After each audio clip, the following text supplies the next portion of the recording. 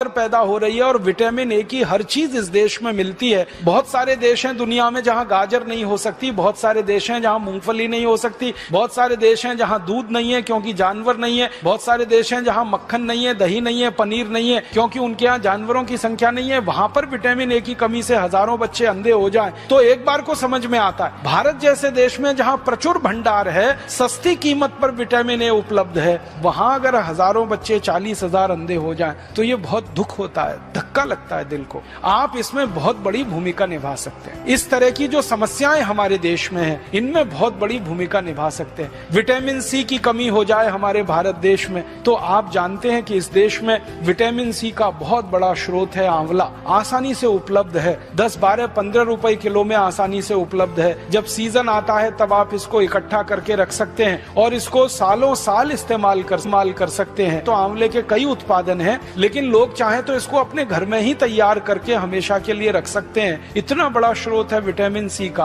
अब हमारे पास प्रकृति ने दिया, भगवान ने दिया, विटामिन ए के स्रोत हैं। विटामिन B12 की तो भारत में कभी कमी नहीं हो सकती क्योंकि यहाँ के लोग जितने तरह की सब्जियां खाते हैं, जितने तरह के फल, मौसमी फल खाते हैं, सवाल ही नहीं उठता कि हमको विटामिन B12 कभी कमी हो जाए। ऐसे हमारे देश में प्रकृति के द्वारा जो बहुत सारे समृद्ध पदार्थ हैं, सस्ते हैं, कीमत में आसानी से उपलब्ध हैं, हर जगह होते हैं। सबसे बड़ी बात है कि आंवला भारत में हर जगह आसानी से मिल जाता है, गाजर भारत में हर जगह आसानी से मिल जाती है, टमाटर हर जगह आसानी से मिल जाता है। तो क्यों नहीं हम इनका हमारे मरीजों में, हमारे देश के साधारण नागरिकों में प्रचलन बढ़ाएं और इस प्रचलन को हमारे देश में जितना ज्यादा आप बढ़ा देंगे, हमारे मरीजों की फालतू दवाओं पर निर्भरता उतनी कम हो जाएगी। कैल्शियम की कमी के आपके पास जितने सारे मरीज आते हैं और आप उनको कैल्शियम के बहुत सारे स्रोत बताते हैं और आप भारत में बहुत सारी सस्ती चीजों से कैल्शियम को उपलब्ध करा सकते हैं। सबसे आसानी से कैल्शियम हमारे यहाँ उपलब्ध है चूने के पत्थर के रूप में, और चूने का पत्थर एक 50 पैसे का बाजार से खरीदो, पानी में डाल के उसको रखो तो इतना चूना बन जाता है कि साल, 2 साल, 5 साल, 10 साल हम बहुत आसानी से अपने कैल्शियम की पूरे परिवार की जरूरत कम कर सकते हैं। आप भारत के लोगों को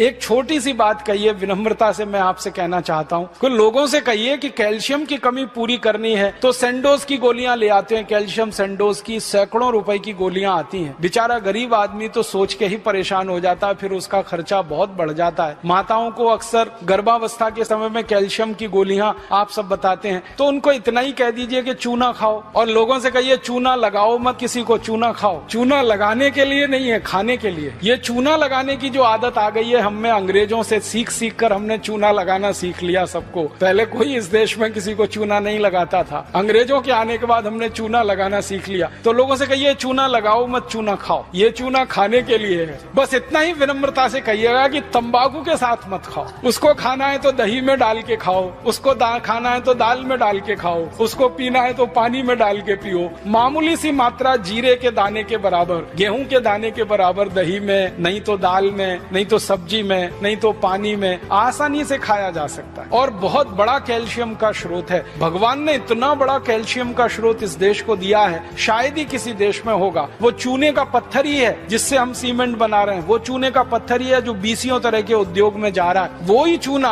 हमारे मरीजों के कैल्शियम की पूर्ति में बहुत बड़ी भूमिका निभा सकता है। तो ये साधारण सी बातें आम आदमी के दिल दिमाग में बहुत जल्दी बैठ जाती हैं, लेकिन आप कहेंगे तो ज्यादा अच्छे से। कोई दूसरा कहेगा ना तो कुतर्क करेगा, तुम क्या डॉक्टर हो, तुमको क्या मालूम है। लेकिन जब कोई डॉक्टर उसको कह रहा है तो बहुत गहराई से, एक तो परंपरा से आई हुई है बात, चूना उसके दादाजी खाते थे, दादाजी के दादाजी खाते थे, वो भी खाते थे, देखा है उसने, फिर आपने और जोड़ दिया उसमें कि ये कैल्शियम का सबसे बड़ा भंडार है, तो बात तो पक्की बैठ जाएगी उसके मन में। फिर वो अपनी जीवन शैली को इस तरह से बना लेगा कि सेंडोज की गोलियां खा खाकर करोड़ों रुपए एक विदेशी कंपनी को देना, क्योंकि आप जानते हैं सेंडोज जो है विदेशी कंपनी है, उसके करोड़ों रुपए का धंधा सिर्फ ये गोलियों का ही है। और ये धंधा हम भारतवासियों के अनजाने में, गैर जानकारी में हो रहा है। अगर ये जानकारी बढ़ जाए भारतवासियों की तो बहुत बड़ा काम आप सब मिलकर कर पाएंगे। तो मेरा एक ही विनम्र आपसे कहने का प्रयास है वो ये कि आप थोड़ा एजुकेशन, किसी भी पेशेंट को थोड़ी एजुकेशन दीजिए, थोड़ी शिक्षा दीजिए, सामान्य ज्ञान उसको बताते जाइए ताकि वो गंभीर बीमारियों से बचता रहे, अपने परिवार को भी बचाता रहे।